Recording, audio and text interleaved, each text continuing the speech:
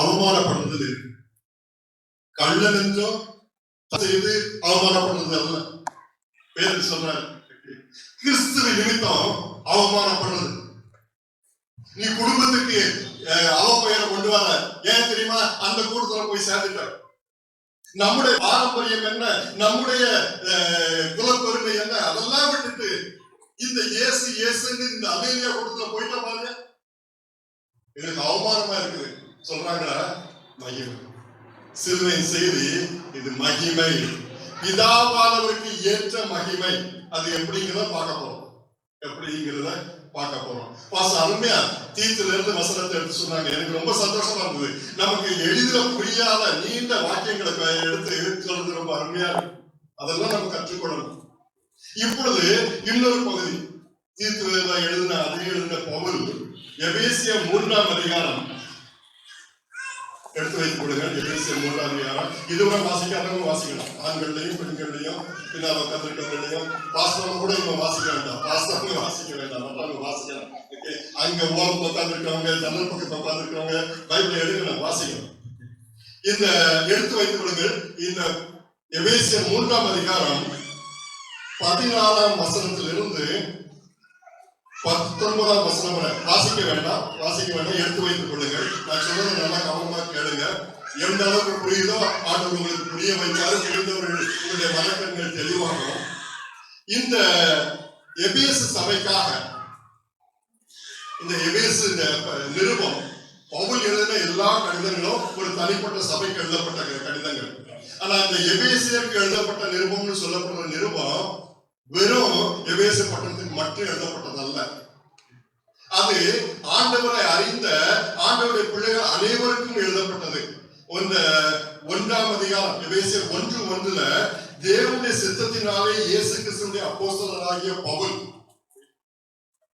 இந்த பவுல் எழுதுற அதுல அநேக கையெழுத்து பிரதிகள்ல எபேசுவிலே இந்த வார்த்தை இல்லை. பின்னால உள்ள பிரதிகள்ல இருக்குது. எபேசுவிலேன்னு இல்லாம கிறிஸ்து இயேசுவுக்குள் விசுவாசிகளாய் இருக்கிற பரிசுத்தவான்களுக்கு எழுதுகிறதாவது.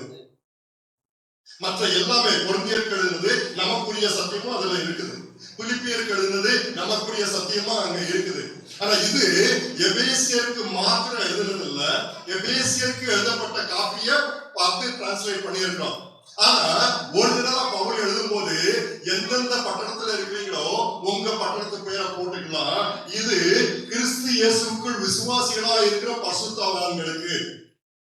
அதனால இதை நாம வாசிக்கும் பொழுது தேவனுடைய சித்தத்தினாலே இயேசு கிறிஸ்துவுடைய அப்போஸ்தலராகிய பவுல் ஊத்தங்கரையிலே கிறிஸ்து இயேசுக்குள் விசுவாசிகளா இருக்கிற பரிசுத்தவான்களுக்கு எழுதுகிறதாவது. ஆமென். முகத்துல ஒரு சிரிப்பு வருதா? உங்களுக்காக எழுதப்பட்டது. அதுல பவுல் சொல்றார் 3ஆம் அதிகாரத்துல உங்களுக்கு இவ்வளத்தை எழுதிட்டு நம்முடைய 15ஆம் வசனத்திலிருந்து நான் வாசிக்கிறேன். நம்முடைய கர்த்தராய் இருக்கிற இயேசு கிறிஸ்துவினுடைய பிதாவை நோக்கி முழங்கால் படியிட்டு 14ஆம் வசனத்தின் கடைசியில வேண்டிக் கொள்கிறேன். ஜெபம் பண்றார். யாருக்காக? ஊத்தங்கரையில் உள்ள மக்களுக்காக. அப்போ பவுலுக்கு ஊத்தங்கரைன்னு ஒரு ஊருக்குன்னு தெரியாது. பரிசுத்தாவியானவருக்கு தெரியும். ஆமென். 2001 இங்க டேவிட் ஒரு பாஸ்டர் வருவார்னு பவுலுக்கு தெரியாது. இயேசுக்கு தெரியும், ஆவியானவருக்கு தெரியும். அதன் மூலமாக நீங்கள் எல்லாம் ரட்சிக்கப்பட்டு வருவீங்கன்னு பவுலுக்கு நேரமும் இருக்கக்கூடாது. அதைத்தான் இப்ப செய்ய போறோம். 3ஆவது பகுதியை இப்ப செய்ய போறோம். வாசிக்கிறேன், கேளுங்க. நீங்கள் அன்பிலே வேரூன்றி நிலை பெற்றவர்களாகி, அன்புல நம்முடைய ரூட், நம்முடைய வேர், நமக்கு போஷிப்பை கொடுக்கிற வேர்தான் பூமியிலிருந்து சத்துக்களை நீரையும் உறிஞ்சி அந்த செடிக்கு கொடுக்குது. செடி பசுமையா நிக்குதுன்னா என்ன அர்த்தம்? வேர் இருக்குது. அந்த வேலை செய்யுது. அந்த வேறு நிலத்துக்குள்ள போய் அங்கே உள்ள சத்தை உறிஞ்சி செடிக்கு கொடுக்குது. பரிபூர்ணம் அடையுதல் என்றால் விசுவாச வாழ்க்கையில தேவன் கொடுத்த ஜீவன் பரிபூர்ணம் அடையுது என்றால் என்ன அர்த்தம் தெரியுமா? அன்புல நம்ம வேரூன்றி இருக்கிறோம். அந்த வேறு அன்ப உறிஞ்சி நம்ம செடிக்கு அனுப்பணும். ஒவ்வொரு பகுதிக்கும், ஒவ்வொரு கிளைக்கும், ஒவ்வொரு இலைக்கும் அந்த அன்பு வரணும். அன்பிலே வேரூன்றி நிலை பெற்றிருக்க வேண்டும். ஆமென். விசேஷத்தை கூட்டம் நடக்கும் பொழுது அன்பை குறித்து விளக்கி சொல்லும் பொழுது ஆமையின் எனக்குள்ள அன்பு வேண்டும் என்று சொல்லிட்டு அதுக்கப்புறம் வீட்டுக்கு போகும்போது, வேலைக்கு போகும்போது, மார்க்கெட்டுக்கு போகும்போது அந்த அன்பு காஞ்சி போச்சுன்னா நிலை பெற்றவர்களாக இல்லை. வேறும் ஊன்றி இருக்க வேண்டும், அதுல அஸ்திவாரம் போட்டு இருக்க வேண்டும், அடித்தளம் விட்டு இருக்க வேண்டும். பெற்றவர்கள் ஆகி, அதாவது பரிபூர்ணத்தின் 3வது பகுதியில வேறொன்ற வேண்டும், நிலை பெற்றிருக்க வேண்டும். அடுத்த பாயிண்ட் என்ன தெரியுமா? சகல பரிசுத்தவான்களோடு கூட கிறிஸ்துடைய அன்பின் அகலமும் நீளமும் ஆழமும் உயரமும் இன்னதென்று உணர்ந்து அறிவு கிட்டாத அந்த அன்பை அறிந்து கொள்ள வல்லவர்களாகவும். திரும்ப ஒரு தடவை சொல்றேன். பரிபூர்ணம்னா என்ன தெரியுமா? முதல்ல ஆவினாலே உள்ளான மனுஷனில் வல்லமையாய் பலப்படுவது.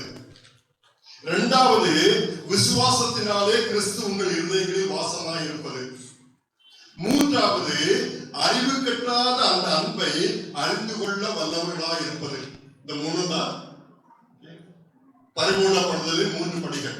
அந்த 3வது படியாகிய அறிவு கட்டாத அந்த அன்பை அறிந்து கொள்ள வல்லவர்களாவது எப்படி? சொல்லுங்க. இப்பவே நான் சொல்றதுலாம் கன்ஃபியூஷன் ஆகுது. அறிவு கட்டாத அந்த அன்பை அறிந்து கொள்ள வல்லவர்களாவது எப்படி? அதுல 3 தான்.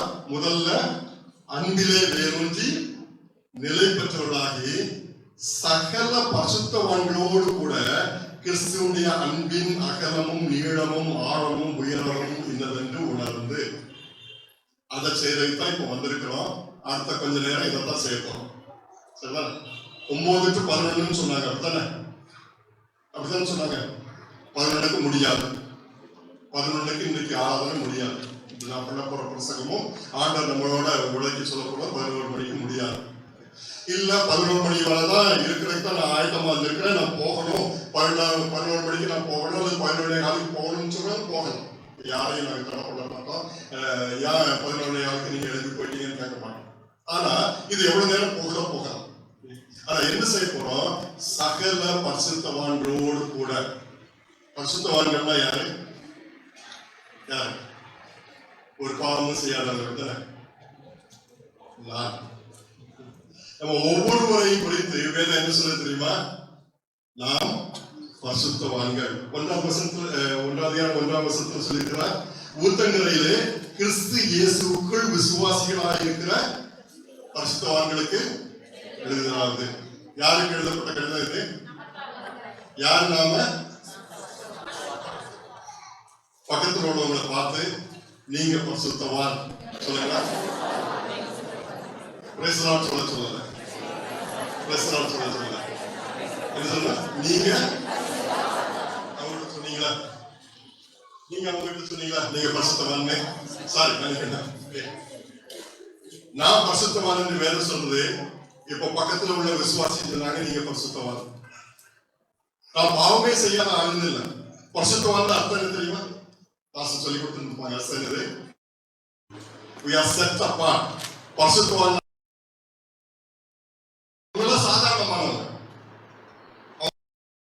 சாதாரணமானவங்க அர்த்தம் காமன். இப்போ we are set apart. நாம் பிரித்தெடுக்கப்பட்டவர்கள், தேவனுக்காக பிரித்தெடுக்கப்பட்டவர்கள், தேவனுக்காக செயல்படுவதற்காக, தேவனுடைய மகிமையை மற்றவர்களுக்கு விளக்க செய்வதற்காக நாம் பிரித்தெடுக்கப்பட்டவர்கள். அதுதான் பரிசுத்தவான்கள் என்பதற்கு அர்த்தம். பெண் பாவத்தை சொல்லணும் பரிசுத்தவாட்டி. ஆனா பாவமே செய்யாதாரு. அதான் நான் வெள்ளையா போட்டுட்டு நான் பரிசுத்தவாட்டின்னு காமிக்கிறதுக்கு வந்திருக்கிறேன், நான் பரிசுத்தவான் காமிக்கிறதுக்கு வந்திருக்கிறேன். இல்ல, நான் பிரித்தெடுக்கப்பட்டேன், நான் வித்தியாசமான. இந்த உலகத்துலதான் வாழ்றோம். ஆனா இந்த உலகத்துல நம்ம பரிசுத்தவான்களாக வாழ்கிறோம். மற்றவங்களுக்கு நமக்கு வித்தியாசம் இருக்கணும். அந்த வித்தியாசம் வெறுமனே தோற்றத்துல மாத்திரம் இல்லை. நாம பிரதிக்கிரியை செய்யறது, எப்படி ரெஸ்பாண்ட் பண்றோம். எந்த ஒருத்தவனுக்கு அறிவு காயான்னு சொல்லும் பொழுது எப்படி சொல்றோம்? ஒருத்தன் திடீர்னு ஒரு இன்னொருத்தரை பார்த்து உனக்கு அறிவு இருக்கான்னு கேட்டான். பிரித்தெடுக்கப்படாதவர்கள், பரிசுத்தவான்கள் என்று அழைக்கப்படாதவர்கள் உனக்கு அறிவு இருக்கான்னு கேட்டா என்ன பதில் சொல்லுவாங்க? என்ன சொல்லுவாங்க? என்ன சொல்லுவாங்க? உனக்கு ரொம்ப இருக்கும் அப்படித்தானே? ஆனா பசுத்தவங்க அப்படி சொல்ல மாட்டாங்க. உனக்கு அறிவு இருக்கா? கொஞ்சம் இருக்குயா, நிறைய இல்ல, கொஞ்சம் இருக்குது. இன்னும் அறிவுல வளர்ற. இப்போ பண்ணது அறிவில்லாத காரியமா தெரியுதா? மன்னிச்சுக்காம மன்னிச்சுக்க. அதுதான் பரிசுத்தவான்கள். நான் பெரிய பாவமே செய்யாத பரிசுத்தவானா மாறிட்டேன்னு இல்ல, வித்தியாசமாக செயல்பட, வித்தியாசமாக நடந்து கொள்ள பிரித்தெடுக்கப்பட்டவன். ஆமென். அந்த பரிசுத்தவான்களோடு கூட சேர்ந்து என்ன செய்ய போறோம் தெரியுமா? அன்பின் அகலம், நீளம், ஆழம், உயரம், இந்த நாளையும் கொஞ்ச நேரம் எல்லாவற்றையும் நம்ம இப்போ படித்துக் கொள்ள போவதில்லை. இந்த நாளையும் நம்ம படித்துக் கொள்ள போகிறோம். இயேசு கிறிஸ்து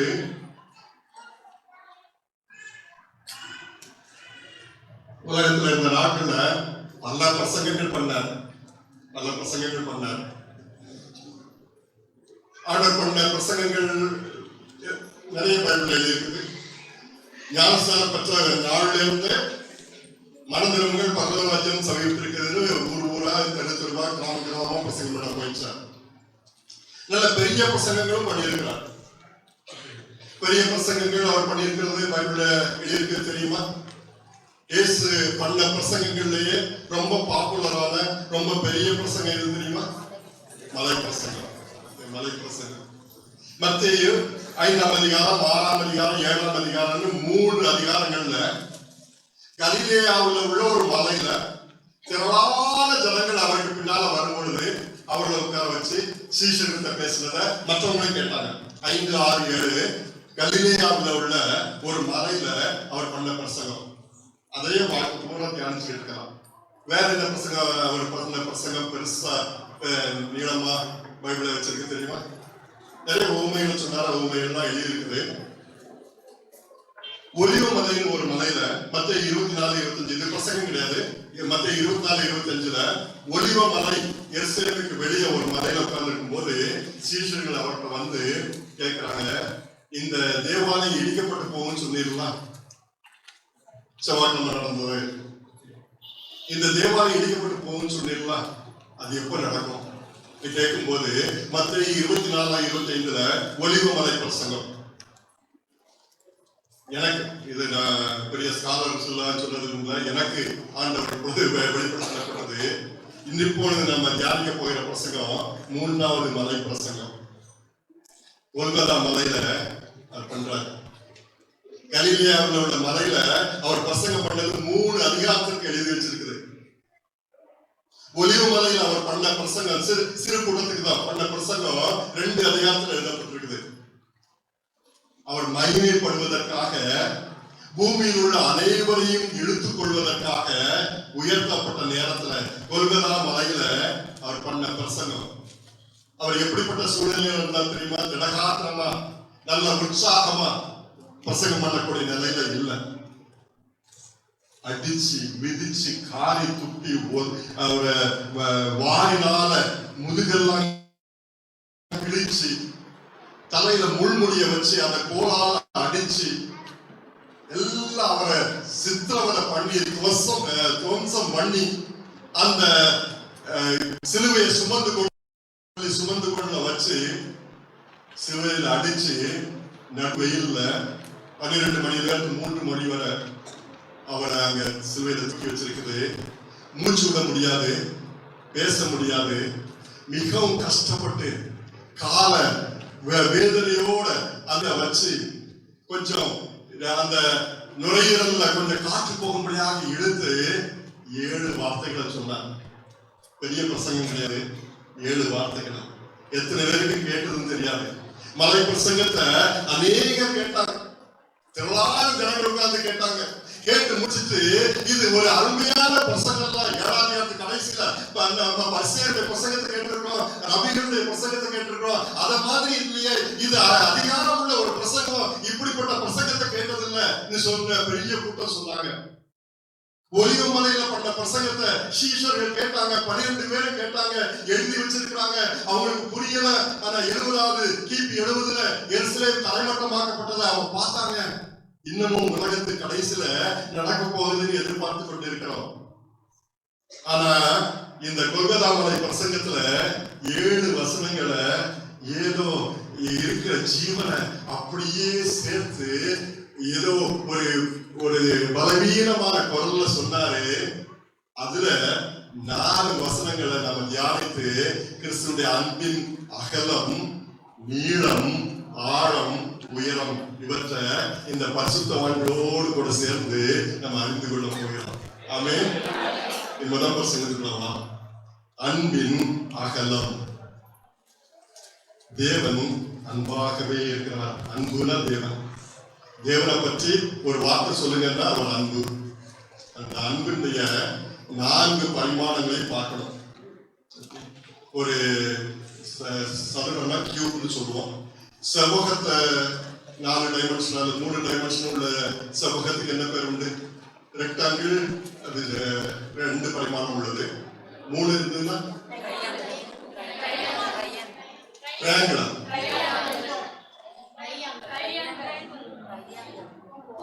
முக்கோணம் வந்து ட்ரையாங்கிள். 3 சைடு உள்ளது. நான் கேட்கறது 4 சைடு செவ்வகம். செவ்வகத்துல இன்னொரு டைமென்ஷன் இருந்ததுன்னா கியூப் வந்து ஸ்கொயர் தானே. கியூபாய்டு. Okay, thank you. இன்ஜினியரிங் படிச்சவங்க, பிசிக்ஸ்ல படிச்சவங்க. கியூபாய்டுனா செவ்வகத்துல. அதுதான் கிறிஸ்துவின் அன்பு. இப்ப சிலுவையில 2 மரச்சட்டம், ஒரு நெடுக்கு சட்டம், ஒரு குறுக்கு சட்டம். ஆனா அதை பார்த்தா மேல பார்த்து ஒரு சட்டம், இந்த பக்கம் ஒன்று, இந்த பக்கம் ஒன்று, இந்த பக்கம் ஒன்று. அப்படித்தானே? ஒன்று அகலம், இன்னொன்று நீளம், ஒன்று ஆழம், உயரம். இந்த 4ஐயும் இப்ப தியானிக்க போறோம். 7 வசனங்கள் சொன்னாரு. 4 வசனங்களை தான் தியானிக்க போறோம். அதுல இருந்து தேவனுடைய அன்பின் அறிவுக்கு எட்டாத இந்த அன்பு, அறிவுக்கு எட்டாத இந்த அன்பு, புரிந்து கொள்ள முடியாத அன்பை இந்த பரிசுத்தவான்களோடு கூட சேர்ந்து கொஞ்சம் ரசிக்க போயிடும். அகலம் எவ்வளவு, நீளம் எவ்வளவு, ஆழம் எவ்வளவு, உயரம் எவ்வளவுன்னு பார்க்க போறோம். சரிதானே? லூக்கா 23ஆம் அதிகாரம் 34ஆம் வசனத்தை வாசிங்க. அப்பொழுது இயேசு, பிதாவே இவர்களை மன்னியும், தாங்கள் செய்கிறது இன்னதென்று அறியாதிருக்கிறார்களே என்றார். அவருடைய வஸ்திரங்களை அவர்கள் பங்கிட்டு சீட்டு போட்டார்கள். தேங்க்யூ. சரி, சிறுபட வாசிங்க. சந்தோஷம். இதே மாதிரி இந்த சிறுவர்களும், நீங்க சிறுவர்கள் இல்ல, வாலிபர்களும் பெரியவங்களும் வாசிங்க. சரிதானே? இந்த அன்பின் அகலம், அந்த அன்பின் விசாலம், இந்த அன்பின் பெருக்கம் என்னன்னு பார்க்கிறது முதல் வசனம். ஏற்கனவே அடிக்கப்பட்டு, நொறுக்கப்பட்டு, தாடியை பிடிச்சு இழுத்து, தலையில அந்த முள்ளாத என்ன பின்னி வச்சு, அந்த கோலை வச்சு அடிச்சு இம்சப்படுத்தப்பட்ட சரீரம் இப்போ அவர் சுமந்து வந்த அந்த மரத்தையே வச்சு அதுல கையை இழுத்து கையில இந்த மணிக்கட்டுல ஆடி அடிக்கிறாங்க. படங்கள்ல, போட்டோக்கள்ல உள்ளங்கையில ஆடி அடிக்கிற மாதிரி பார்த்திருக்கோம். உள்ளங்கையில ஆடி அடிச்சா அந்த முழு வெயிட்டையும் இந்த உள்ளங்கையில ஆடி அடிச்சா தாங்காது. கை கிழிஞ்சு, அந்த ஆடி அடிச்சா கிழிஞ்சிட்டு போயிடும். மணிக்கட்டுல அடிச்சா, மணிக்கட்டுல 7 எலும்போ 8 எலும்போ, மணிக்கட்டுல எத்தனை எலும்பு இருக்குது? ஊடாக 2 கையிலையும் ஆடி அடிக்கிறாங்க. 2 காலையும் சேர்த்து வச்சு காலில் ஆடி அடிக்கிறாங்க. இயேசு கிறிஸ்து ஆரோக்கியமான சரீரம். சிறு வயதுல இருந்து கிராம பகுதியில பெற்றோருக்கு கீழ்ப்படிந்து எல்லா வேலைகளையும் செய்து ஆரோக்கியமா ஏதோ தேவையான சாப்பாடை சாப்பிட்டு நல்ல திடகாத்திரமான வாலிப வயது. தச்சு வேலை செய்து மரங்களை தூக்கி இழைச்சி அறுத்து, இப்பெல்லாம் தச்சு வேலை செய்யறதுலாம் ரொம்ப ஈஸி.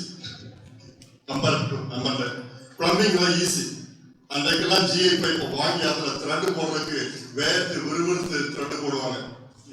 ஒவ்வொன்றும் கஷ்டமா அதை ஆக்சாமைட வச்சு அறுப்பாங்க. இப்போ ஒண்ணுமே கிடையாது, எல்லாம் யூபிவிசியா சிபிவிசியா வந்திருக்குது. ஆக்சாமைட வச்சு கட் பண்ணி பேஸ்ட வச்சு ஒட்டிட வேண்டியது, வேற ஒண்ணுமே தேவையில்லை. அதே மாதிரிலாம் மரத்தை இன்னைக்கு ஆசாரியை கூப்பிட்டு இந்த பர்னிச்சர் செய்யணும்னு சொன்னா மரத்தை வாங்குங்க சார், மில்லுல கொண்டு போய் இழைச்சிட்டு வாங்க. இவரை வச்சு இழைக்க மாட்டார். இப்போ பட்டணத்துல இங்கெல்லாம் எப்படி இருக்கும், இணைச்சி கொண்டு வரணும். இவரு கரெக்டா ஒரு மிஷின் வச்சு இப்படி அனுப்பாரு. ரம்பத்தை வச்சு ரம்பத்தை தீட்டிக்கிட்டு அப்படி அனுப்புறதுலாம் கிடையாது. ஆனா இயேசு கிறிஸ்து அப்படி செய்தவர்.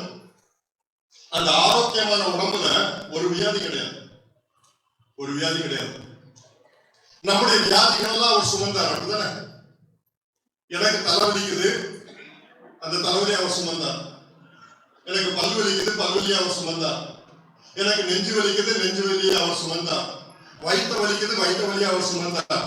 எனக்கு முட்டு வலிக்குது, முட்டு வலியை அவர் சுமந்தார். முதுகு வலிக்குது, முதுகு வலியை அவர் சுமந்தார். அப்படியா? சுமந்தாரா? நமக்கு இருக்கிற முதுகு வலி அவருக்கு தெரியுமா? நமக்கு இருக்கிற பல்லு வலி அவருக்கு தெரியுமா? எங்க சுமந்தார்? நம்முடைய வேதனைகள் எல்லாம் சிலுவையில சுமந்தார். அக்குப்ரெஷர்னு ஒரு ட்ரீட்மெண்ட் இருக்குது. நம்ம உடம்புல உள்ள அத்தனை பகுதியும் உள்ளங்கால்ல எல்லா முடிச்சுகள்லயும் கனெக்ஷன் இருக்குதான். கல்லீரலை சரி பண்ணணும்னா அந்த தெரிஞ்சவங்க கால்ல ஒரு பாயிண்ட், உடல்ல பல இடங்கள்ல பாயிண்ட் இருக்குது. கால்ல ஒரு பகுதியில பிரஷர் பண்ணாங்கன்னா அது போய் கல்லீரலை சரி பண்ணும். சிறுநீரகத்துல பிரச்சனை இருக்குதுன்னா அதுக்குரிய பாயிண்ட்ல பிரஸ் பண்ணா சிறுநீரகம் சரியாகுமா? முட்டு வலி இருக்குதுன்னா அந்த பாயிண்ட்ல பிரஸ் பண்ணா முட்டு வலி போயிருமா? அதே நேரத்துல அந்த காதுல ஆணி அடிச்சீங்கன்னா உடம்புல உள்ள அது எல்லா பகுதியோட கனெக்ட் பண்ணிட்டு எல்லா பகுதியிலையும் வேதனை இருக்குமா? எல்லா பகுதியிலையும் வேதனை இருக்குமா? நுரையீரல் வேதனை ஆனதுக்கு தெரியுமா? மூச்சு விட முடியாம நான் வீசிங்ல திணறது அந்த வேதனை ஆண்டவருக்கு தெரியுமா? தெரியும். எப்படி தெரியும்? அவருடைய காதுல ஆணி அடிக்கும் பொழுது அதன் மூலமா இணைக்கப்பட்ட அத்தனை பகுதியும் வேதனை அனுபவிச்சது. இயேசு கிறிஸ்து ஆணா பிறந்தார், ஆணா பிறந்தாரு. அவருக்கு கர்ப்பப்பை கிடையாது. பிரசவ வேதனை தெரியுமா? மாதவிலக்குல படுற வேதனை தெரியுமா? எல்லா வேதனையும் அனுபவிச்சிருக்காங்க. எல்லா வேதனையும் அனுபவிச்சிருக்காங்க. அப்படி அனுபவிக்கும் போது அவரை கடத்தி ஆணி அடிக்கிறாங்க. பிதாவே இவர்களுக்கு மன்னியும். ரோம போர்ச்சவர்கள் எத்தனையோ பேரை சிலுவையில் அரைஞ்சு கொண்டிருக்காங்க. குற்றவாளிகளை அவங்க வருஷம் பல குறிப்பிட்ட நாட்கள்ல அநேக சிலுவையில் அரைஞ்சு கொண்டிருக்கிறாங்க. ஒவ்வொருத்தரும் கெட்ட வார்த்தை சொல்லி திட்டுவாங்க, சபிப்பாங்க, சாபம் போடணும். நான் இந்த அன்பின் அகலம் என்ன தெரியுமா? பிதாவே இவர்களுக்கு மன்னியும், இவர்களுக்கு மன்னியும். சில வசனங்களை பார்க்க போறோம், சில வசனங்களை பார்க்க போறோம். நேரம் ஆகும். ஒரே பாயிண்ட்ல இன்னும் 12 மணி வரை பேசலாம்.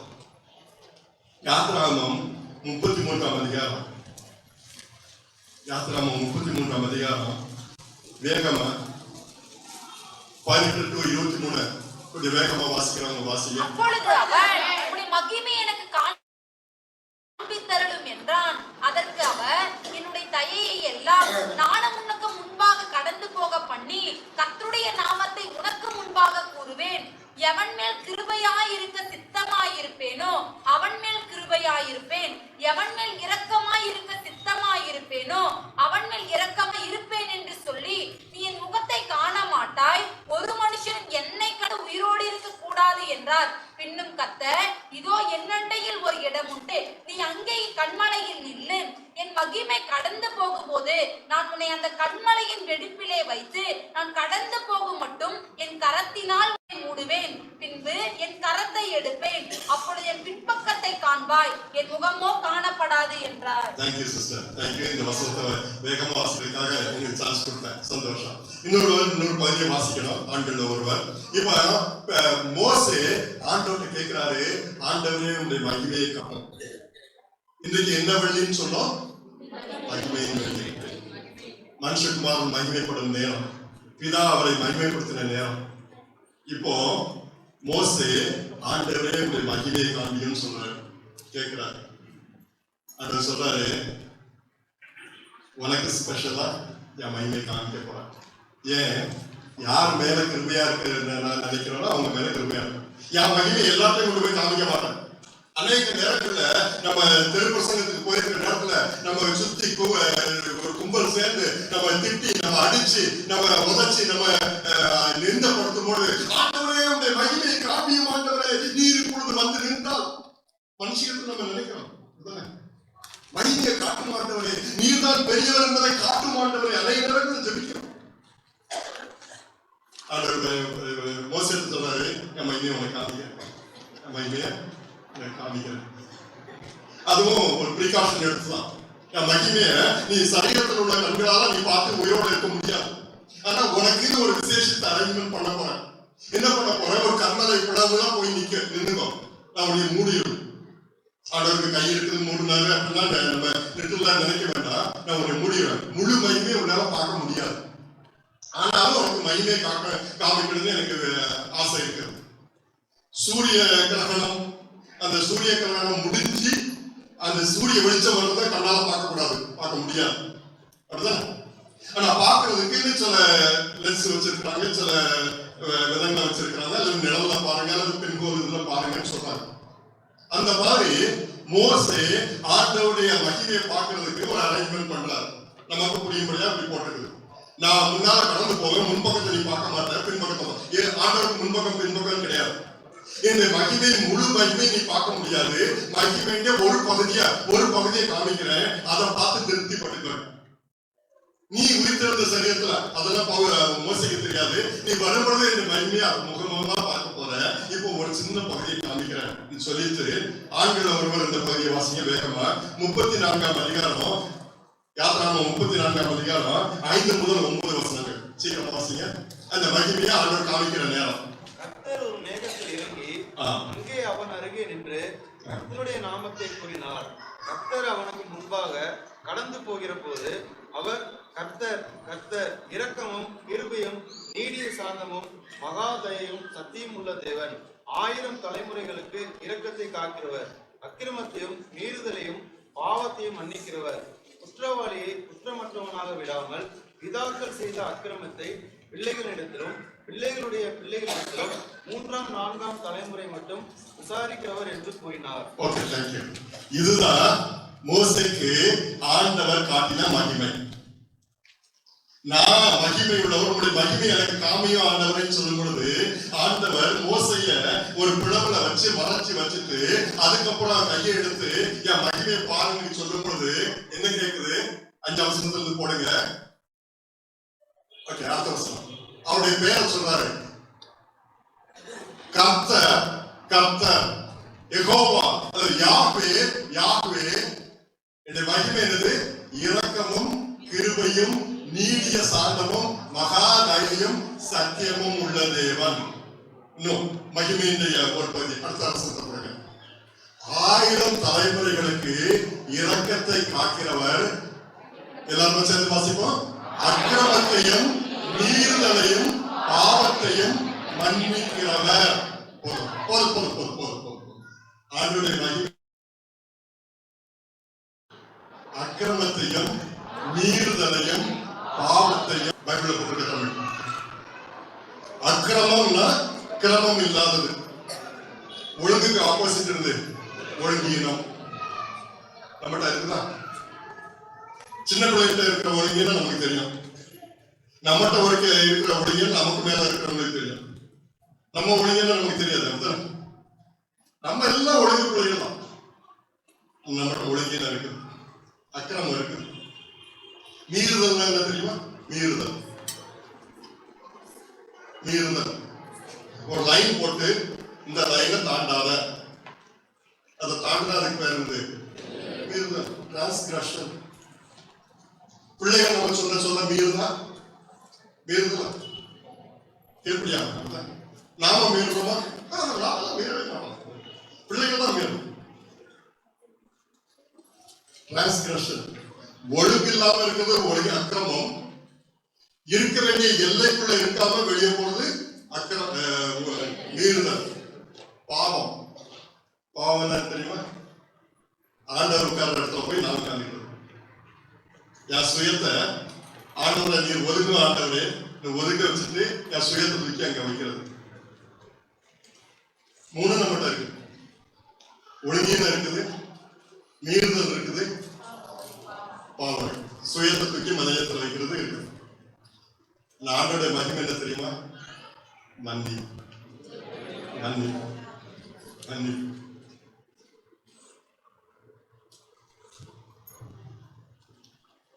130வது சங்கீதம் 3-4 வசனத்தை அந்த சேர்ல உட்கார்ந்திருக்கிற பெண்கள்ல யாராவது ஒருவர் வாசிப்பீங்களா? பாஸ்டர்மா ஏற்கனவே வாசிப்பாங்க. அந்த சேர்ல இருக்கிற பெண்கள்ல 130வது சங்கீதம் 3-4 சங்கீதம் வசனங்கள்.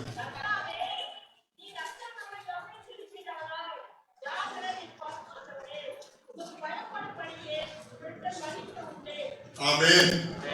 கர்த்தாவே அக்கிரமங்களை ஒழுங்கீனங்களை கவனித்திருப்பீரானால், காலையிலிருந்து சாயங்காலம் வரை ஒரு ஆள் நம்ம பார்த்து எங்கெல்லாம் ஒழுங்கு இல்லாம நடந்ததுன்னு எழுதி வச்சா நோட்டா எழுதலாம், பக்கம் பக்கமா எழுதலாம். அப்படிதானே? அநேக நினைச்சுட்டு ஆண்டவர் அப்படி உட்கார்ந்து கணக்கு எழுதிட்டு இருக்கிறார். காலையில எழும்பும் போதே நீ இந்த முறுமுறுப்போட எழுதுன, காப்பி குடிக்கும் போது அந்த காப்பி குறித்து இந்த இது சொன்னேன், அப்படி இப்படின்னு எல்லாம் எழுதி வச்சு பஸ்ஸு காத்து நிற்கும் போது இப்படி சொன்னேன். நீ எழுதி வச்சாருன்னா பரிசுத்தவான்கள் அல்ல. நாம யார் நிலைநிற்க முடியும்? ஆண்டவரே, நான் நிலைநிற்க முடியுமா? எல்டர்ஸ் நிற்க முடியுமா? செல் குரூப் லீடர்ஸ் நிற்க முடியுமா? பாஸ்டர் நிற்க முடியுமா? பைபிள் காலேஜ்ல படிச்சவரு, PhD படிச்சவரு பெரிய தலைமைத்துல இருக்கிறாரு சொன்னாங்க. ஆண்டவர் அக்கிரமத்தெல்லாம் எழுதி வச்சாங்க, நினைக்க முடியுமா? ஆண்டவரே, நான் PhD படிச்சிருக்கேன், எவருக்கு அதிகம் கொடுக்கப்பட்டதோ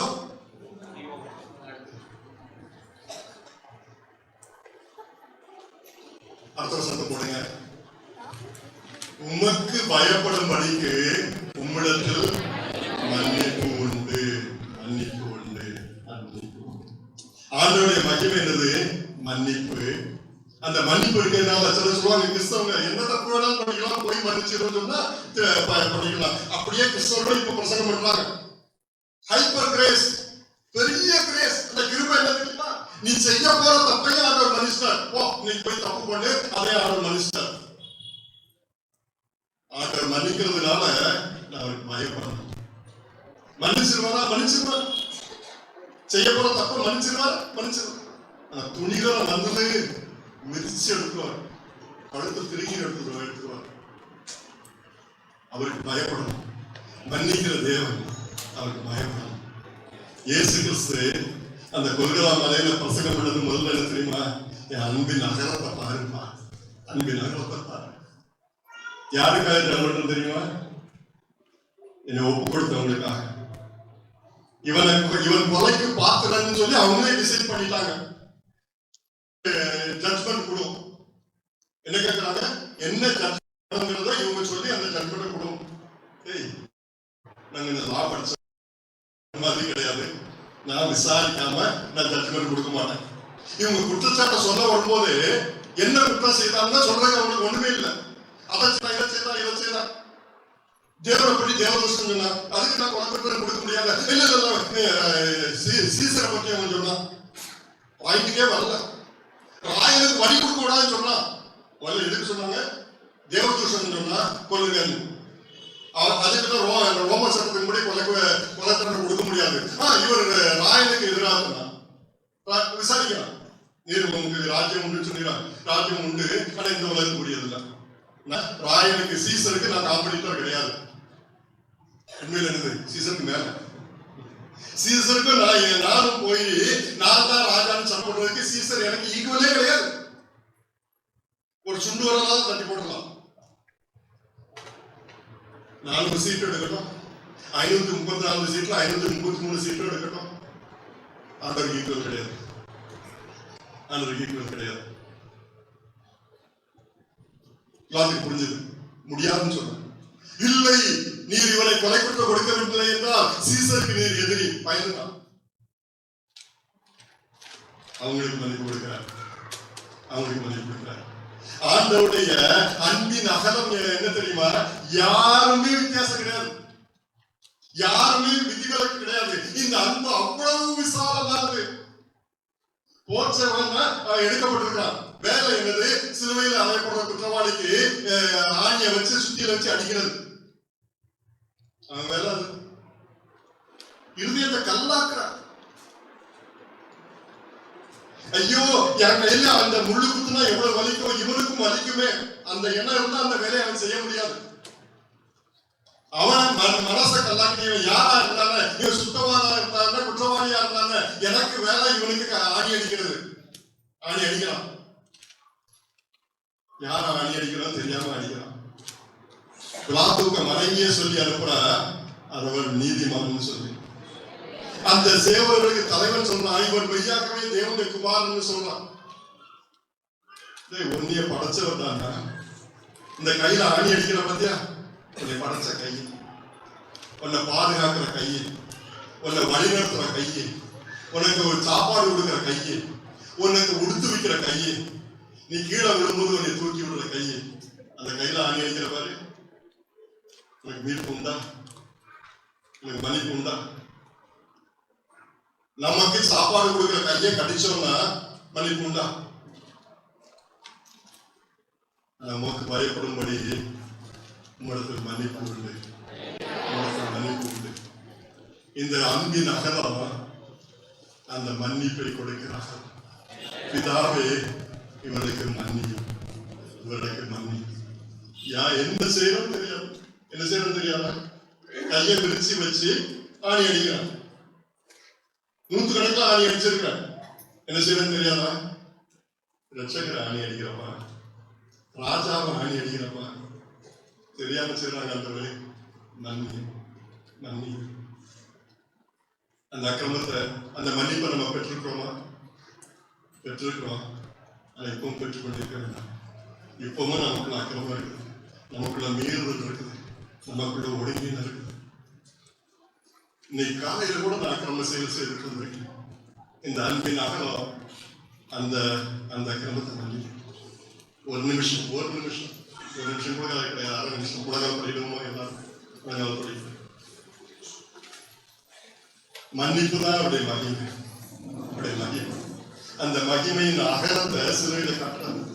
அந்த மகிமையின் அகலத்தை ஆண்டவரே நான் திரும்ப திரும்ப திரும்ப மன்னியும், இந்த தப்பை செய்ய மாட்டேன்னு சொல்லியிருக்கிறேன். கோபப்பட மாட்டேன், இச்சையோட பார்க்க மாட்டேன். ஆண்டவரே மற்றவர்களை பற்றி குறை சொல்ல மாட்டேன், பொறாமப்பட மாட்டேன், பெருமைப்பட மாட்டேன். திரும்ப திரும்ப சொல்லியிருக்கிறேன். ஆண்டவரே இன்னமும் எனக்கு மன்னிப்பு வேணும், எனக்கு மன்னிப்பு வேணும். ஆண்டவர்கிட்ட கேட்பீங்களா? ஒரு நாள் மன்னிக்கப்பட்டோம், உண்மைதான், உண்மை. ஆனா இன்றைக்கும் மன்னிப்பு வேணும், இன்றைக்கும் மன்னிப்பு, இன்றைக்கும் மன்னிப்பு. என்ன மன்னிய ஆண்டவரே. ஆண்டவர் ஆவியானவர் என்ன சொல்றாரோ, எந்த தவறை சுட்டி காட்டுறாரோ அதை சொல்லுங்க. ஆண்டவரே மன்னிக்கிறதுல தயவுபடுத்துறார், மன்னிப்பதிலே ஆண்டவரே நீர் மன்னன், மன்னிப்பதிலே நீர் சக்கரவர்த்தி. உட்காருவோம், உட்காருவோம். இன்னும் இந்த பயணம் முடியல. 12 காலம் போனவங்கிறவங்க போகலாம். ஆனா இன்னும் இந்த பசங்க மன்னிப்பை பெற்றோம். இந்த மன்னிப்பு மற்றவங்களுக்கும் போகணும், என் மூலமா போகணும். கொலோசையர் 3:13 சீக்கிரமா வாசிப்பீங்க. ஆண்கள்ல அந்த பக்கத்தில் சேர்ல உட்கார்ந்திருக்கிற ஆண்கள்ல கொலோசியர் 3:13 வாசிப்பீங்களா?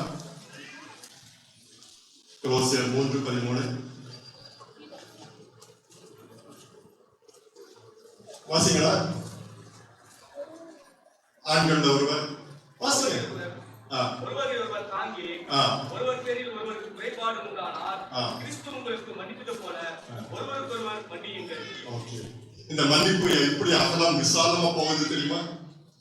ஆண்டவர் என்ன மன்னிக்கிறாரு, என்ன மன்னிச்சுக்கிட்டே இருக்கிறாரு. மன்னிப்பு கேட்கிற நேரம்லாம் மன்னிக்கிறாரு. அதோட இந்த மன்னிப்பு அகலம் என்ன தெரியுமா? ஒருவருக்கொருவர், ஒருவர் பேரில் ஒருவருக்கு குறைபாடு உண்டானால் கேட்கிறார். நம்மெல்லாம் யாரு? பரிசுத்தவான்கள், பிரித்தெடுக்கப்பட்டவங்க. நமக்குள்ள ஒருத்தர் மேல ஒருத்தருக்கு குறை இருக்குதா?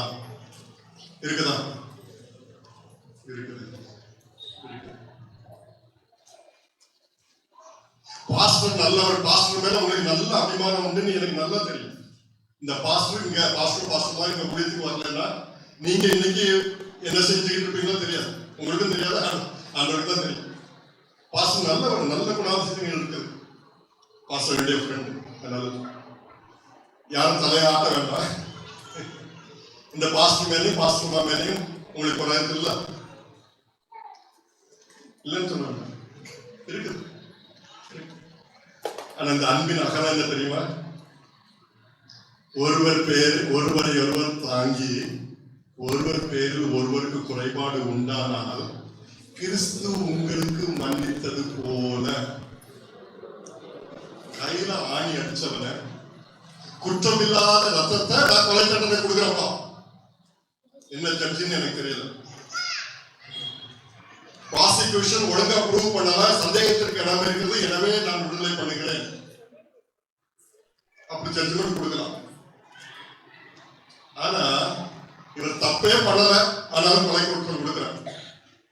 ஆண்டவரே பிரார்த்தை மன்னிய ஆண்டவரே, பிரதான ஆசாரிய மன்னிய ஆண்டவரே, அண்ணாவை மன்னியும், காய்பாவை மன்னியும். அந்த ஆண்டவர் நம்மை மன்னிக்கிறது. அதை போல ஒருவரை ஒருவர் மன்னியுங்கள். 6 தடவை மன்னிச்சுட்டேன், இன்னும் ஒரு தடவை 7 தடவை மன்னிச்சுட்டேன், அடுத்த தடவை பண்ணா அவ்வளவுதான். சொல்லிருக்குமா? நான் மட்டும் ரசிக்கப்பட்டுட்டேன் இல்ல, நீ இப்போ நின்று பேசிட்டு இருக்க மாட்டேன், உங்க அம்மா பிள்ளையா இருக்க மாட்டேன் அப்படின்னு சொல்ற விசுவாசம், விசுவாசம். பாஸ்டர் மேல குறை இருக்குதா சொல்றது கஷ்டமா இருக்கு. திடீர்னு 4 பேர் எழுந்து சண்டை போட, இந்த சர்ச்சில் இருக்க மாட்டோம், நானும் உங்க கூட வா. இல்ல, அன்னன்னைக்கு கிறிஸ்து மன்னித்தது போல மன்னிச்சிருந்தா, கிறிஸ்துவின் அன்பு, அகலமான அன்பு, விசாலமான அன்பு இருந்திருந்தா நடக்கும். மொழிபெயர்ப்பு சொல்றேன், அவங்க போட்டோம், அவங்க இருந்த ஒரே தொல்லைதான் நம்ம பாஸ்டர் சொன்னாங்கன்னு சொல்றாங்க. பாஸ்டர்களுக்கும் அப்படி ஒருவர் பெயரில் ஒருவர் குறை உண்டானால் கிறிஸ்து மன்னித்தது போல மன்னியும். இப்ப டைம் கொடுக்கணும்னு நினைச்சிருந்தேன். உடனே போய் யார்ட்டையும் குறை இருந்ததுன்னா போய் மன்னிப்பு கேளுங்க, உங்களை மன்னிச்சுட்டேன்னு சொல்லுங்க. அவங்க மன்னிப்பு கேட்கல, அவங்க எனக்கு மன்னிப்பு கேட்கல, மன்னிப்பு கேட்கணும் இல்ல, நீ போய் பல வசனங்கள் இருக்கு மன்னிப்பு குறித்து. இதை எழுதி வச்சுக்கிடுங்க. மார்க் 11 அதிகாரம் 25-26 ஆண்டவர் சொல்றாரு, நீங்க ஜெபம் பண்ணும் பொழுது, வெள்ளிக்கிழமை ஜபத்துக்கு வரும்பொழுது, அதிகால ஜபத்துக்கு வரும்பொழுது, சாயங்கால ஜபத்துக்கு வரும்பொழுது, 7 நாள் ஜபத்துக்கு வரும்போது, 40 நாள் ஜபத்துக்கு வரும்போது மன்னிக்கல, உங்க ஜபம் அத்தனையும் வேஸ்ட். ஆண்டவரே நான் உபவாசத்தோட வந்தேன், வேஸ்ட். 24 மணி நேரம் ஜபம் பண்ண வேஸ்ட். நீ மன்னிங்க, உங்க ஜபத்தை ஆண்டவர் கேட்பார். மன்னிக்கல, அந்த அன்பின் அகலத்தை மட்டுப்படுத்துறீங்க. யாரால இந்த மன்னிப்பு வந்து இதை நிறுத்திட்டேன், இதை தாண்டி இந்த அன்பின் அகலம் போகக்கூடாது, என்ன நினைக்கணும்? அன்பின் நீளம். லூக்கா 23 அதிகாரம் 43 வசனம்.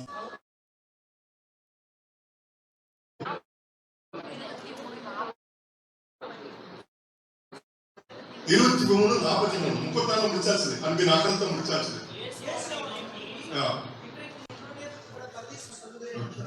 இயேசுடைய அன்பின் அகலத்தை பார்த்தோம். எல்லா அக்கிரமம், எல்லா மீறுதல், எல்லா பாவம் எல்லாவற்றையும் மன்னிக்கிறாரு. எனக்கு மன்னிக்கிறது மாத்திரம் இல்ல, என் மூலமா மற்றவங்களுக்கு மன்னிக்கிறாரு. அது அகலம், விசாலம். இப்போ நீளத்தை பார்க்க போறோம். இயேசு ஒருத்தர் தான் கொலைத்தன்மைக்கு பாத்திரம் இல்லாம சிலுவையில் அறையப்பட்டது. ஆனா அநேகர் சிலுவையில் அறைந்தாங்க, அதுல வலது பக்கத்துலயும் இடது பக்கத்துலயும். மத்தேயு வந்து கள்ளன்னு சொல்றாரு.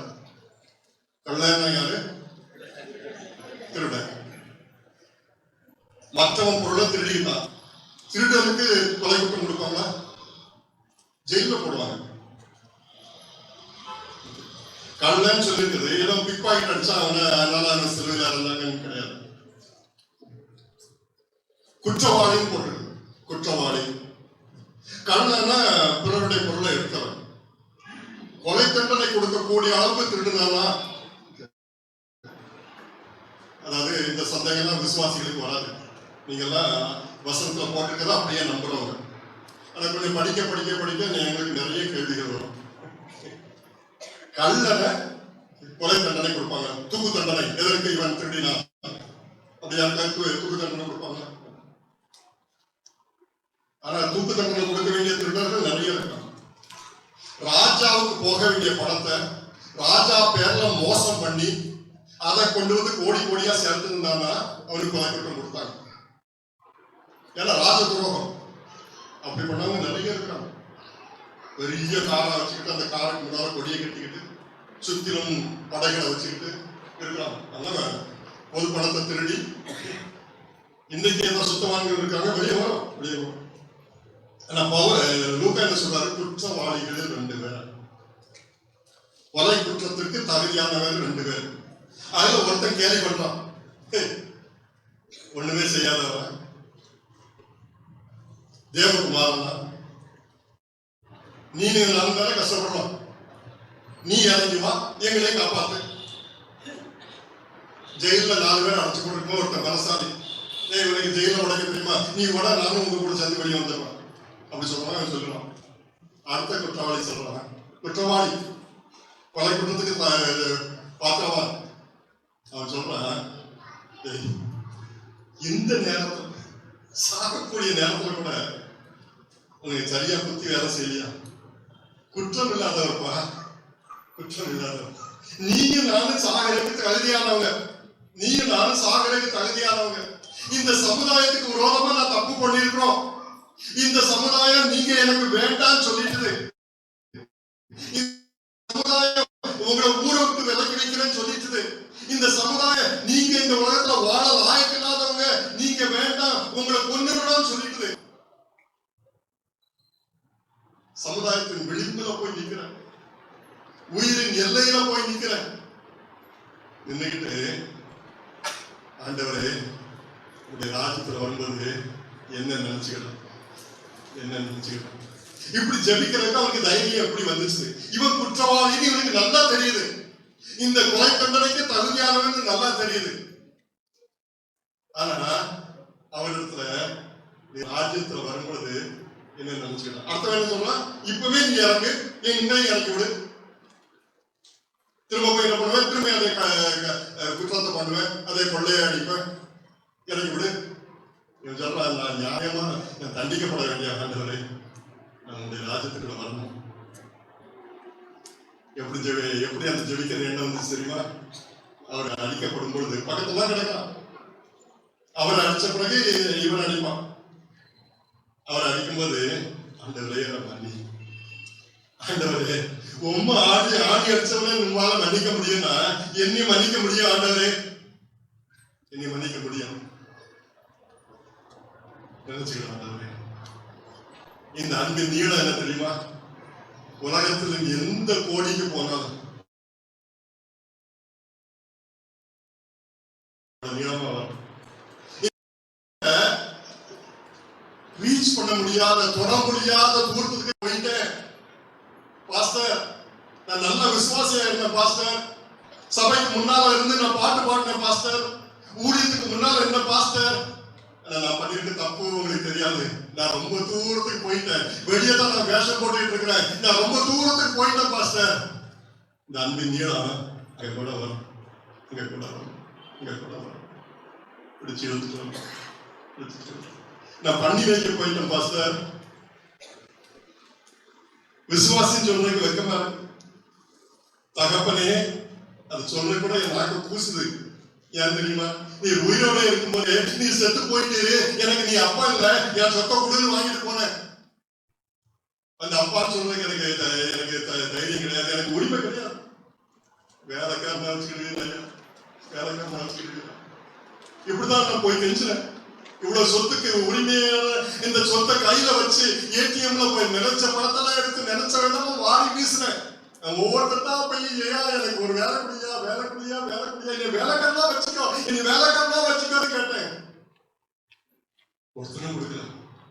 வயல் வேலை கொடுக்கல, கூலி தூக்குறது வேலை கொடுக்கல, அறுவடை செய்யற வேலை கொடுக்கல, மாடு மேய்க்கிற வேலை கொடுக்கல, ஆடு மேய்க்கிற வேலை கொடுக்கல.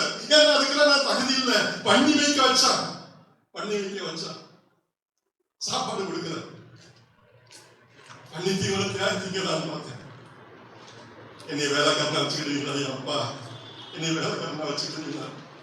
அந்த அன்பின் நீளம் கெட்டி நினைக்குது. நீ என் பிள்ளடா, தூரம் போயிட்டா. ஆமா, பண்ணி நாத்தம் உன் மேல வீசுது, பண்ணி நாத்தம் உன் மேல வீசுது. என் பிள்ளை, என் பிள்ளை, இந்த அன்பின் நீளம் அரவணைக்கும் அன்பு. ஆமே, நம்முடைய அன்பு, இந்த ஆண்டவரத்தின் மூலமா அனுபவிச்ச இந்த அன்பு எல்லாருக்கும் போகணும், எல்லாருக்கும் போகணும். சாமியாடி மேல அனுபவிக்கணுமா? இந்த அன்பு நீளமானதுன்னு நம்ம ருசி பார்த்தோம்னா அவங்க மேல வைக்கணும். கொள்ளக்காரன் மேல அனுபவிக்கணுமா? லஞ்சம் வாங்குறவங்க மேல அனுபவிக்கணுமா? பஸ்ல நான் காத்து நிற்கேன், என்னை பார்த்துட்டு பஸ் நிறுத்தாம போற அந்த டிரைவர் மேல அனுபவிக்கணுமா? அந்த டிரைவர் திட்டி இருக்குமா?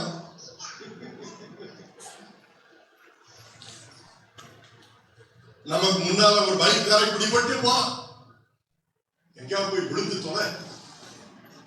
இந்த அன்பின் நீளம் ஒருத்தரையும் சமைக்காதுங்க, ஒருத்தரையும் சமைக்காது. பசுத்தவாங்க இல்லாம ஆண்டவருடைய அன்பின் நீளத்தை அனுபவிச்சிருந்தோம்னா எல்லாரையும் ஆசீர்வதிக்கணும், எல்லாரையும் ஆசீர்வதிக்கணும். அந்த அன்பு நம் மூலமா எல்லாருக்கும் போகணும். அன்பின் ஆழம் என்ன தெரியுமா? சீக்கிரமா அந்த பகுதியில் இருக்கிற தாய்மார்கள் ஒருவர் வாசிக்கலாம். அந்த பகுதி வெளியே இருக்கிற தாய்மார்கள் ஒருத்தர் வாசிக்கலாமா? சந்தோஷம். யோவான் 19ஆம் அதிகாரம் 26, 27. யோவான் 19, 26, 27.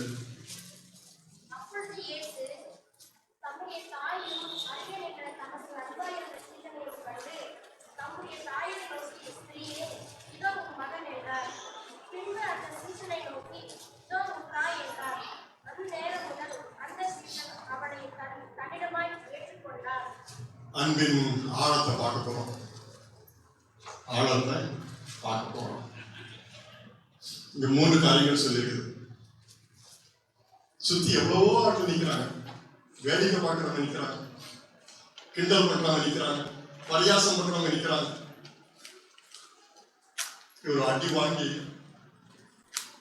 செதைக்கப்பட்டு ஒரு சில தொங்குறாங்க. 3 காரியங்கள் சொல்லியிருக்கு. கண்டு, நோக்கி, நோக்கி என்றார். கண்டார், நோக்கினார், ஒப்படைத்தார், பொறுப்பு கொடுத்தார். கண்டார். யோசித்து பாருங்க, வெயில்ல நடந்து போயிருக்கீங்களா? இது என்ன கேள்வி? நெத்திலெல்லாம் வேர்வை வழிஞ்சு, நீங்க தலையில ஒரு பெரிய லோடு வச்சிருக்கீங்க, 2 கையை வச்சு அதை பிடிச்சாதான் பிடிக்க முடியும். தலையில போறீங்க, வேர்வை நெத்தில விளைஞ்சு கண்ணு மறைக்குது. கையை எடுத்து கண்ணை தொடச்சா விழுந்துடும். இயேசு கிறிஸ்து கண்டான்னு சொல்லி இருக்குது. என்ன தெரியுமா? நெத்தில இருந்து வேர்வை மட்டும் இல்ல, ரத்தமும் வழியுது. தலையில எண்ணெய் நிறைய வச்சு அது வழிஞ்சு கண்ணெல்லாம் கரிச்சு அதை தொடச்சா இன்னும் அரிப்பு அதிகமாகும். ஏன்னா கையிலையும் எண்ணெய் இருக்குது. ரத்தம் புருவத்தில இருந்து வழிஞ்சு கண்ணு வழியா போகும். வேர்வை நடு வெயில்ல சிறுவையில தொங்குறாரு. துடைக்கிறதுக்கு 2 கையும் ஆணி அடிச்சிருக்கு. யோசிச்சு பாருங்க, கண்ணை முடிக்க முடியல, முடிச்சா இன்னும் ரத்தம் உள்ள போகுது, கரிக்குது. அங்க முடிச்சு பார்க்கிறார். யாரெல்லாம் இருக்கிறாங்க அதுக்கு முந்தின வசனத்துல எழுதிருக்கு. மத்தெல்லாம் ஓடி போயிட்டான், அவனுக்கு தெரிஞ்சவங்க. அதெல்லாம் கிண்டல் அடிச்சுட்டு இருக்கான். யோவான பாக்குறாரு, மரியாதை பாக்குறாரு.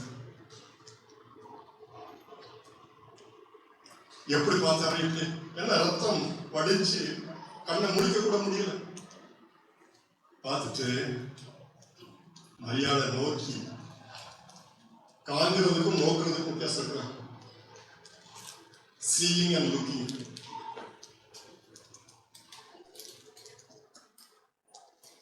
ரோட்ல எத்தனையோ பேரை பார்க்கணும்.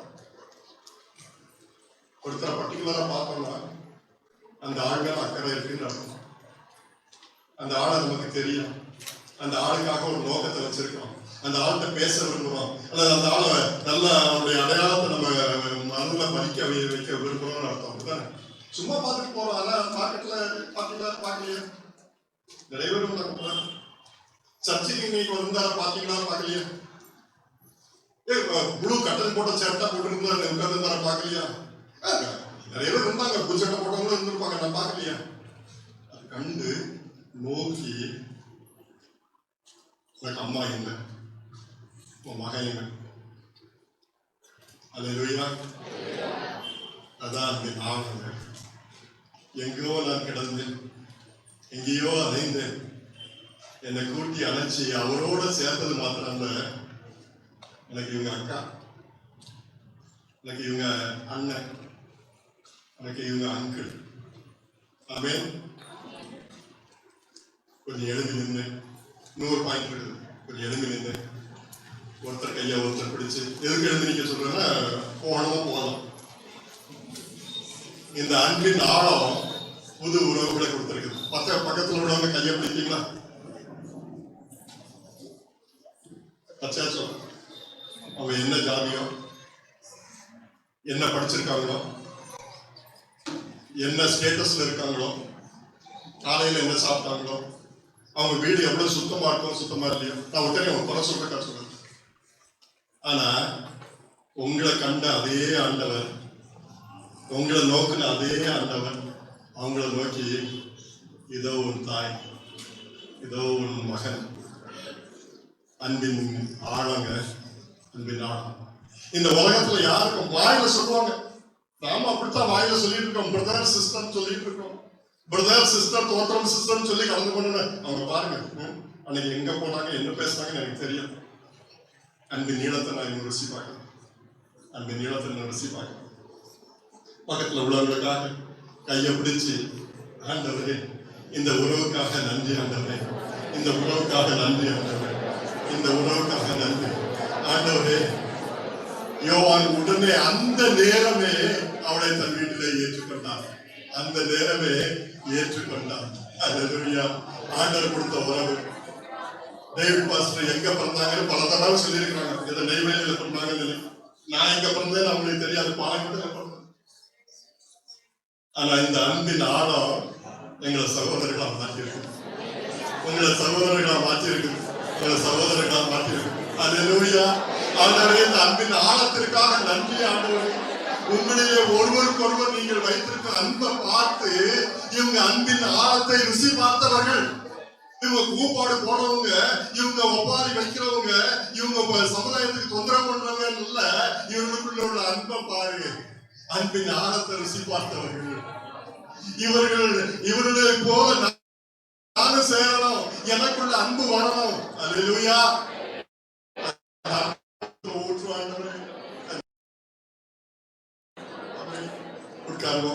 உட்காருவோம். இன்னும் கொஞ்சம் பசங்க கேட்க வேண்டியிருக்கு, அதனால தான் எழுந்து சொன்னேன். அன்பின் உயரம், அன்பின் உயரம். 4வது வசனம் என்ன தெரியுமா? மத்தேயுல இருக்குது, மார்க்ல இருக்குது. அந்த பக்கத்துல அந்த சவர ஒட்டி உட்கார்ந்து இருக்க சகோதரிகளை யாராவது ஒருத்தர் இல்ல? மத்தேயு 27:46 வாசிட்டீங்களா? மத்தேயு 27:46. சரி வாசிங்க. அதான் கரெக்ட்.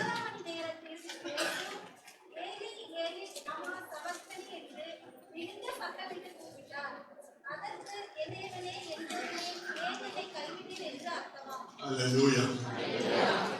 அன்பின் உயரம் என்ன தெரியுமா? அன்பின் அகலம் என்னது? அக்கிரமங்களையும் மீறுதல்களையும் பாவங்களையும் மன்னிக்கிறது. நம்ம தொடர்ந்து எல்லோரையும் மன்னிக்கிறது, நம்ம மூலமா மற்றவங்களை மன்னிக்கிறது. அன்பின் நீளம் என்ன தெரியுமா? எவ்வளவு தூரம் போனாலும் சரி, விளிம்புக்கே போனாலும் சரி, இழுத்து நேசிக்கிறாங்க. ஆழம் என்ன தெரியுமா? சம்பந்தமே இல்லை. அவங்க யாரோ நான் யாரோ. இப்ப யாரு? என் சகோதரி, என் சகோதரன். அவளை நான் நேசிக்கிறேன். என்ன நேசிக்கிற மாதிரி நான் அவளை நேசிக்கிறேன். அந்த அன்பு கல்வாரி அன்பு இல்லாம வர பரிசுத்த வாழ்க்கையோடு கூட அந்த அன்பின் ஆழத்தை நம்ம அனுபவிக்கணும். அன்பின் உயரம், அன்பின் உயரம். நான் உண்மை மகிமைப்படுத்தினேன், இன்னமும் மகிமைப்படுத்துவேன். இவர் என்னுடைய பிரிய நேசகுமாரன், இவரில் பிரியமாயிருக்கிறேன், இவருக்கு செவி கொடுங்கள்.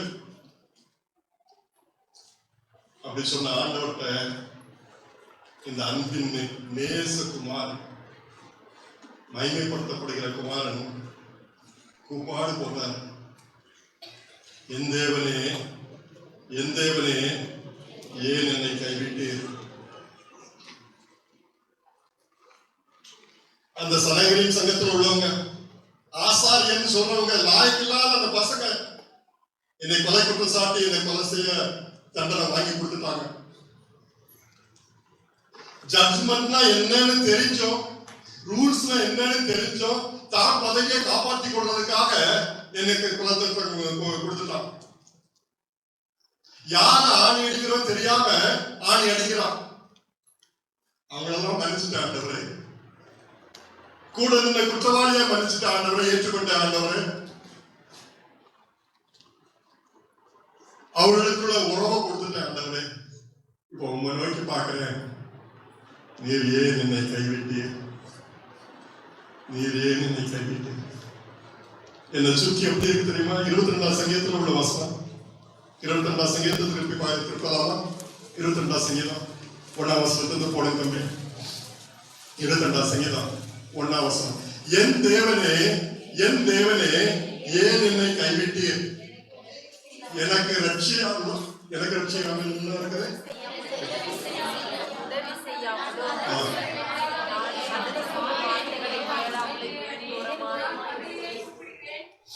இப்படி யார்கிட்ட கேட்டிருக்கீங்களா? கேட்டிருக்கீங்களா? ஆண்டவரே, எவ்வளவு நாளா கேட்டுட்டு இருக்க ஆண்டவரே, என் ஜபம் உன் காதுல விழுதா ஆண்டவரே? நான் பண்ற துக்கத்தை நீ கண்ணை திறந்து பார்க்கிறீரா ஆண்டவரே? பண்ணிருக்கோமா? விசுவாசிகள்ங்கிறதுனால வெளியே அப்படி சொல்லல, உள்ளத்துக்குள்ள அப்படி நினைப்பு வருது. சொல்றாரு, என் தேவனே, நான் பகலில் கூப்பிடுகிறேன், உத்தரவு பதில் இல்லை. அப்படிதான் இருக்குதான் பைபிள்ல வசனம். சரி, இரவிலே கூப்பிடுகிறேன், எனக்கு அமைதல் இல்லை. 1ஆம் வசனத்தை திரும்பி போடுங்க. எனக்கு என்னை ரட்சியாமலும், எனக்கு ரட்சியாமலும் தான் இருக்குங்க. சரி, நான் கதை சொல்லும் வார்த்தைகளை கேளாமலும் தூரத்தில் இருக்கிறீர் ஆண்டவரே. 3ஆம் வசனத்தை போடுங்க.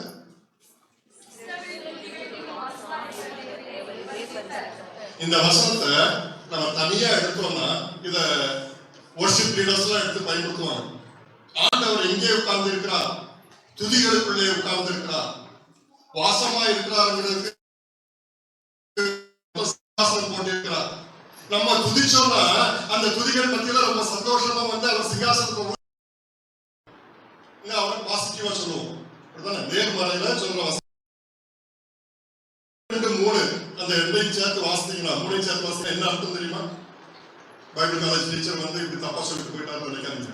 அந்த கான்டெக்ட்ல இருக்கிற சூழல்ல ஆண்டவரே, நாங்க ராத்திரி பகல்மா கூப்பிட்டு இருக்கிறேன், கதறிக்கிட்டு இருக்கிறேன், நீர் கேட்காம போய் எவ்வளவு துதிக்கிறான்னு சொல்லி அந்த துதிக்கிற சத்தத்தை போய் என்ஜாய் பண்ணிட்டு இருக்கிறீரோ?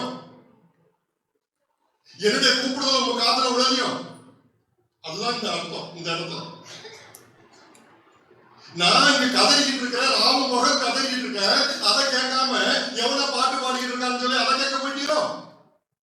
அடுத்த வசனத்தை போய் நல்லா வசந்த எப்படி இருக்கு, பழைய ஹிஸ்டரி இருக்குது. அடுத்த வசனத்தை போடுங்க. சரி, அடுத்த வசனத்தை போடுங்க.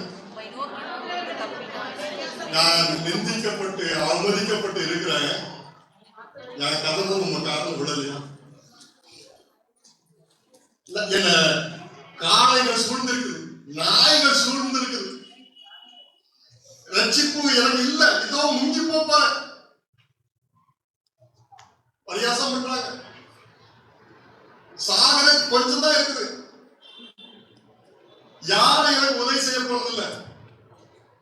நீர் ஏன் என்னை கைவிட்டீர், நீர் ஏன் என்னை கைவிட்டீர்? அது ஆண்டவர் சொல்றாரு, இயேசு சொல்றாரு. 2 வசனங்கள் வாசிக்க போறோம். எபிரேயர் 2:10. எபிரேயர் 2:10. ஏனென்றால் தமக்காகவும் தம்மாலேயும் சகலத்தை உண்டாக்கினவர் அநேகம் பிள்ளைகளை மகிமையில் கொண்டு வந்து சேர்க்கையில் அவர்களுடைய ரட்சிப்பின் அதிபதியை உபத்திரவங்களினாலே பரிபூரணப்படுத்துகிறது அவருக்கு என்னதா இருந்தது. எப்படி எனில் ஏன் என்னை கைவிட்டீர் ஆண்டவரே? யூதர்கள் கைவிட்டுட்டாங்க, ரோம அதிகாரிகள் கைவிட்டுட்டாங்க, போர் சேவர்கள் கைவிட்டுட்டாங்க. நீருமா என்னை கைவிட்டீர் ஆண்டவரே? ஏன் கைவிட்டீர்? பதில் என்ன தெரியுமா? அநேக பிள்ளைகளை மகிமையில கொண்டு வந்து சேர்க்கணும். அநேக பிள்ளைகளை மகிமையில கொண்டு வந்து சேர்க்கணும். அந்த பிள்ளைகள் ஊத்தங்கரையில இருக்காங்க, ஊத்தங்கரையில இருக்காங்க. அவங்கள மகிமையில கொண்டு வந்து சேர்க்கணும். நீ உபத்திரப்பட்டுதான், நீ உபத்திரப்பட்டுதான். ரோமர் 8:32. ரோமர் 8:32. சீக்கிரமா, ரொம்ப நேரம் உங்க பொறுமையை சோதிச்சுட்டேன். தம்முடைய சொந்த குமாரன் என்று பாராமல் நம் எல்லாருக்காகவும் அவரையே ஒப்பு கொடுத்தவர் அவரோடு கூட மற்ற எல்லாவற்றையும் நமக்கு அருளாதிருப்பது எப்படி? எதுக்கு அவரை கைவிட்டார்?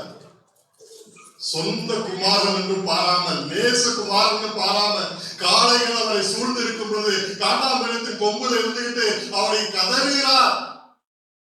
இவர் கேளாதவமாய் தூரமா இருக்கிறார். எதனால? உங்களை ரட்சிப்பதற்காக. ஏசாயா 53ஆம் அதிகாரம் 4, 5, 6. வேகமா வாசிங்க, அதோட முடிஞ்சது. அவர் நம்முடைய பாடுகளை ஏற்றுக்கொண்டு நம்முடைய துக்கங்களை சுமந்தார். நாமோ அவர் தேவனால் அடிபட்டு பாதிக்கப்பட்டு சிறுமைப்பட்டவர் என்று எண்ணினோம். நம்முடைய மீறுதல்களின் நிமித்தம் அவர் காயப்பட்டு நம்முடைய அக்கிரமங்களின் நிமித்தம் அவர் நொறுக்கப்பட்டார். நமக்கு சமாதானத்தை உண்டு பண்ணும் ஆக்கினை அவர் மேல் வந்தது. அவருடைய தழும்புகளால் குணமாகிறோம். ஆமென். நாம வழிதப்பி கிளப்போம். எதுக்கு இதா இவரை கைவிட்டார்? அவர் எதுக்கு அடி வாங்குறார்? தப்பு பண்ணியிருப்பார். தப்பு பண்ணாமலா? இந்த விசுவாசிகளுக்கு எதுக்கு உபத்திரத்துக்கு மேல உபத்திரம்? ஏதாவது தப்பு பண்ணிருப்பாங்க. உங்களை இன்னும் அதிகமா பயன்படுத்துறதுக்கு, அநேகருக்கு ஆசீர்வாதமா வைக்கிறது. எல்லா உபத்திரமும் தப்புனால கிடையாது. எல்லா உபத்திரம் தப்பு, அதுக்காக தப்பே இல்லைன்னு இருக்கிற தப்பு இருக்கு, தப்பையும் சுத்தி இருக்கிறார். ஆனா அநேகருக்கு ஆசீர்வாதமா மாறும்படியாக உங்க உபத்திரங்களின் ஊடாக கொண்டு செல்கிறார். ஒரு சின்ன கதையை சொல்லி முடிக்கிறேன். நானா எடுத்துக்கிட்ட கதை. ஒரு அப்பாவும் மகனும், 50 வயசு அப்பா, ஒரு 24 வயசு பையன் மகன். 2 பேரும் சும்மா மலை மேல ஏறி கொஞ்சம் நல்ல மலையில வர்ற காத்து அங்கிருந்து சீனரியை போவான்னு 2 பேரும் போறாங்க. ஒரு சைடுல செங்குத்தா ஒரு பெரிய பள்ளம். அந்த பக்கத்துல போகும்போது ஒரு முனகல் சத்தம் கேட்குது, முனகல் சத்தம் கேட்குது. 2 பேரும் எட்டி பார்க்கறாங்க. ஒருத்தன் தவறி விழுந்து ரொம்ப நேரமா கடந்து புற்றுயிரா ஒரு மரக்கலையில தொங்கிட்டு இருக்கான். பெரிய பள்ளம், ஏதோ ஒரு மரக்கலையில தங்கிட்டு இருக்கான். அப்பா மகன் பேசுறாங்க, இவரை காப்பாற்றுவோம். ஆமாப்பா காப்பாற்றுவோம். என்ன செய்யலாம்? கயிறு இல்லை, ஏணி இல்லை, வலை இல்லை, என்ன செய்யும்? அப்பா சொல்றாரு, நான் உன் கையை பிடிச்சுக்கிறேன், நீ இறங்கி இந்த பாறையில காலை வச்சு இவனை பிடிச்சு தூக்கி என்கிட்ட கொடு, நான் இவனை தூக்கிடுறேன். 2 பேரும் சேர்ந்து அவனை மீட்டுக்கிடுவோம். அப்பா மேல நிற்கிறாரு, பையன் கீழே பார்க்கிறான். அவனை காப்பாற்றணும்னு என்ன இருக்குது? நான் கொஞ்சம் தடுமாறிட்டான். அவன் நகவே சாகப்போ கொஞ்சம் தடுமாறிட்டான். நான் கீழே விழுந்துடுறேன். அப்பா இதுதான் வழியாப்பா, வேற வழி இல்லை. நானும் கையை பிடிச்சிக்கணும். ஏன் அந்த பாதையில கொஞ்சம் தொடுக்கதான் இருக்கு. காலை வச்சுக்கணும். இவனை பிடிச்சு அப்படி தூக்கி யார்ட்ட கொடுத்துரு, நான் அவனை தூக்கிடுறேன். ஒன்னையும் நான் பிடிச்சிக்கிறேன், நீ நான் பிடிச்சிக்கிறேன். என் கை பிடிச்சிட்டு இறங்குன்னு சொன்னேன். இறங்கிட்டான். அவனை கொடுக்குறேன். சாக கிடக்கிறவனை அவர் தூக்கி அவன்கிட்ட கொடுக்குறான். அப்ப பிடிக்கிறான். அவனை பிடிக்கிறான். அவனுக்கு உடம்புல பலனே கிடையாது. அவனை தூக்கணும். அவனை தூக்கும் போது இந்த கை நெகிழுது. அப்பா உங்க கிரிப் லூஸ் ஆகுதுப்பா, என்னை விட்டுறாதீங்கப்பா, என்னை விட்டுறாதீங்க. அவனை காப்பாற்றணும். அவனை காப்பாற்றுறதுல இந்த கை விட்டு மகன் கீழே வந்ததான். அவர் அந்த குற்றவாளியாக தூக்கி போட்டு போனார். மகன் கீழே வீடு கொண்டு போறார். அவனை படுக்க வைக்கிறார். டேய், என் மகனை கொடுத்து உன்னை வீடு கொண்டு வச்சிருக்கேன். என் மகனை கொடுத்து உன்னை படைக்க வச்சிருக்கேன். அன்பின் உயரம் அதுதாங்க. சொந்த குமாரனையே கொடுத்தாங்க. எழுந்திருப்போமா, எழுந்திருப்போமா. சொந்த குமாரனை உங்களையும் என்னையும் மீட்பதற்கு நம்ம கொழுப்பு போய் பிடிச்சி போய் கால் இடறி அந்த பழத்துக்குள்ள விழுந்தோம். சொந்த மகனை கைவிட்டு என்ன பிடிச்சு எடுத்திருக்கிறாங்க. இந்த அன்பின் உயரத்தை நம்ம அனுபவிச்சிருக்கோமா? இந்த அன்பின் உயரத்தை நம்ம அனுபவிச்சிருக்கோமா? ஏதோ ரசிக்கப்பட்டிருக்கோம். ஆண்டவருக்கு என்னால நன்மை, இந்த பாஸ்டருக்கு, இந்த பாஸ்டர்மாவுக்கு, இந்த சபைக்கு என்னால நன்மை.